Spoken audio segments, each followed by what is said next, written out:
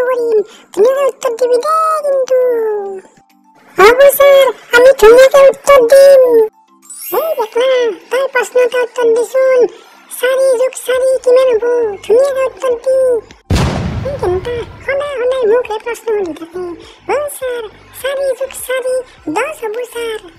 এইটো সুধিলো ছাৰ, 10, 4 + 4 10।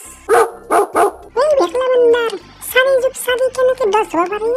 4 + 4 8 বুজি পালি? বান্দাৰ চালা, তই পৰীক্ষাত ফেল কৰিবি যা এইবাৰ।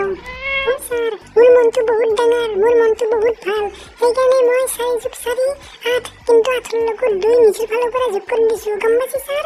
মোৰ মনটো ভাল, বহুত ডাঙৰ মন কাৰণে মোৰ ফালৰ পৰা এক্সট্ৰাকে 2 লগাই দিছো, সেইকাৰণে 4 + 4 10।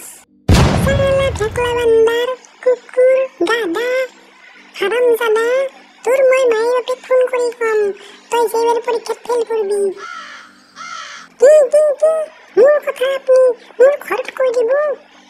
ছাৰ, মোৰ মনটো সঁচাকে বহুত ডাঙৰ, সেইকাৰণেতো আপুনি যিদিনা আমাৰ স্কুলত ভাত বনোৱা বাইদেউটোক চুমা আছিল পাকঘৰত যায়, সেই কথাটো এতিয়াক লাগি মই আপোনাৰ ঘৰত কোৱা নাই, বুজি পাইছি? কাৰণ মোৰ মনটো ডাঙৰ, যদি আপুনি মোৰ ঘৰত কৈ দিয়ে, মই আপোনাৰ ঘৰত আপুনি যে আমাৰ ৰান্ধনীক চুমা আছিল, মই কৈ দিম।